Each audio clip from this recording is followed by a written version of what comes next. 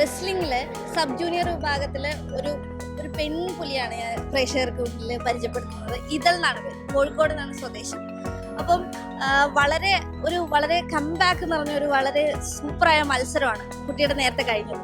അപ്പോൾ എങ്ങനെയാണ് ഈ ഒരു റെസ്ലിംഗിലോട്ട് വന്നതെന്നും അമ്മയുണ്ട്, അതുല്യ എന്നാണ് പേര്, നമുക്ക് അവരോട് തന്നെ ചോദിച്ചറിയാം. അപ്പോൾ കുട്ടി വളരെ മികച്ചൊരു കംബാക്കാണ് നടത്തിയത് നേരത്തെ കഴിഞ്ഞ റൗണ്ടില്. അത് എങ്ങനെ കാണുന്നു ആ ഒരു സന്തോഷം?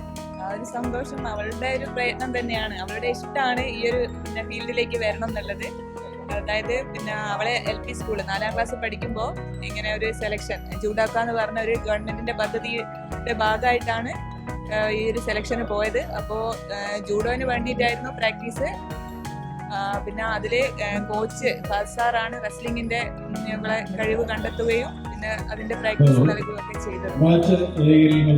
ഇവിടെ PT സാറ്, സമീർ സാറിന്റെ ഒരു സപ്പോർട്ടും എപ്പോഴും ലഭിക്കുന്നത് കൊണ്ടൊക്കെയാണ്. ഇവളുടെ ഹാർഡ് വർക്ക്, ഇവളെ ഇൻട്രസ്റ്റ്. റെസ്ലിംഗിലാണോ താല്പര്യം അല്ലെങ്കിൽ ജൂഡോയിലാണോ? ഇതിലാണ് കൂടുതൽ ഒരു പൊടിക്ക്?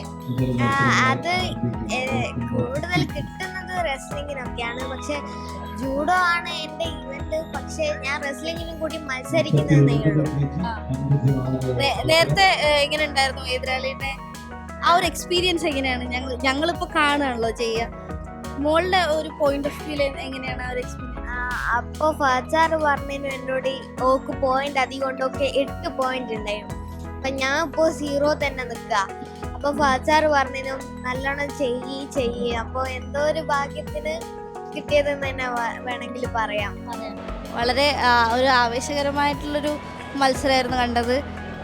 വളരെ ആവേശകരമായൊരു മത്സരമായിരുന്നു. ഒരിക്കലും ഞാൻ ഒരു കോച്ച് എന്നുള്ള രീതിയിൽ ഞാൻ അവളോട് ഓൾറെഡി പറഞ്ഞിരുന്നു എന്തായിരുന്നു ടെക്നിക്ക് ചെയ്യേണ്ടത്, എല്ലാ കാര്യങ്ങളും ഞാൻ നേരത്തെ പറഞ്ഞു കൊടുത്തിരുന്നു. ബട്ട് എന്തോ ഒരു സാധ്യതവശാൽ അവൾക്ക് അത് ചെയ്യാൻ പറ്റിയില്ലായിരുന്നു. ബട്ട് അറ്റ് ലാസ്റ്റ് മൊമെൻറ്റ് അവൾ കോച്ച് എന്താ പറഞ്ഞതെന്നുള്ള കൃത്യം അവൾ ചെയ്തു. ആ 15 സെക്കൻഡിലാണ് ഇതിൻ്റെ റിയൽ കംബാക്ക് എന്ന് പറയാൻ പറ്റും. അതുകൊണ്ട് ഫൈനലിലേക്ക് എത്തി. സെമി അത്യാവശ്യം നല്ല ടൈറ്റായിരുന്നു. സ്പോർട്സ് സ്കൂളുകൾ ഫസ്റ്റ് റൗണ്ട് തന്നെ സ്പോർട്സ് സ്കൂളുകളായിട്ടുമായിരുന്നു. ആദ്യം സായോ ഒക്കെ സെൻറ്റേഴ്സിലായ കുട്ടികളായിട്ടായിരുന്നു.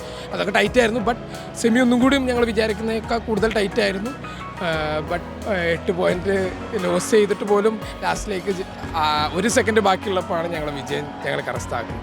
അത് ഇതളുടെ ഒരു പോസിറ്റീവ്നെസ്സും അത് ജയിക്കാനുള്ള ആവേശം, ഒരിക്കലും തോൽക്കില്ല എന്നുള്ള മനസ്സും ആണ് അവിടെ ഞാൻ ആ 15 സെക്കൻഡിൽ കോച്ച് എന്നുള്ള രീതിയിൽ ഞാൻ കണ്ടത്.